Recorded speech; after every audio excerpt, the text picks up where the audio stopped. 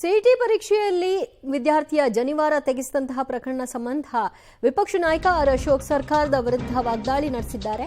ಕಾಂಗ್ರೆಸ್ ಸರ್ಕಾರ ಬಂದ ಮೇಲೆ ಜನಿವಾರ, ಶಿವದಾರ, ಉಡ್ದಾರ ಎಲ್ಲದಕ್ಕೂ ಕೂಡ ಕತ್ತರಿ ಬೀಳ್ತಾ ಇದೆ. ಹಿಜಾಬ್ಗೆ ಬಹುಪರಾಕ್ ಹೇಳ್ತಾರೆ. ಬದಲಾಗಿ ಹಿಂದೂ ಧಾರ್ಮಿಕ ಆಚರಣೆಗೆ ಅಡ್ಡಿಪಡಿಸುವಂತಹ ಕೆಲಸವನ್ನ ಮಾಡ್ತಾರೆ. ಇದು ಶರಿಯಾ ಕಾನೂನಿನ ಸರ್ಕಾರ. ಇಲ್ಲಿ ಅಂಬೇಡ್ಕರ್ ಸಂವಿಧಾನದ ಸರ್ಕಾರ ಇಲ್ಲವೇ ಇಲ್ಲ. ಇದು ಮನೆಹಾಳ್ ಸರ್ಕಾರ, ದುರುಳ ಕಾಂಗ್ರೆಸ್ ಸರ್ಕಾರ ಅಂತ ಸರ್ಕಾರದ ವಿರುದ್ಧ ವಿಪಕ್ಷ ನಾಯಕ ಆರ್ ಅಶೋಕ್ ವಾಗ್ದಾಳಿಯನ್ನ ನಡೆಸಿದ್ದಾರೆ.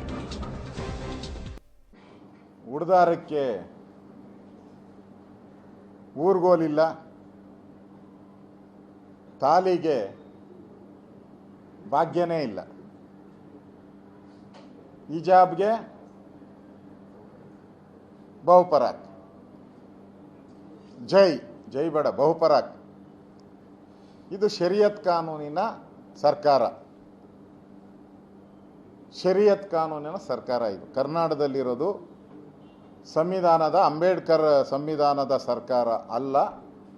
ಇದು ಶರಿಯತ್ ಕಾನೂನು. ಯಾವುದು ಪಾಕಿಸ್ತಾನದಲ್ಲಿದೆ, ಅಫ್ಘಾನಿಸ್ತಾನದಲ್ಲಿದೆ, ಅಲ್ಲಿದೆಯಲ್ಲ ಆ ಥರದ ಕಾನೂನು.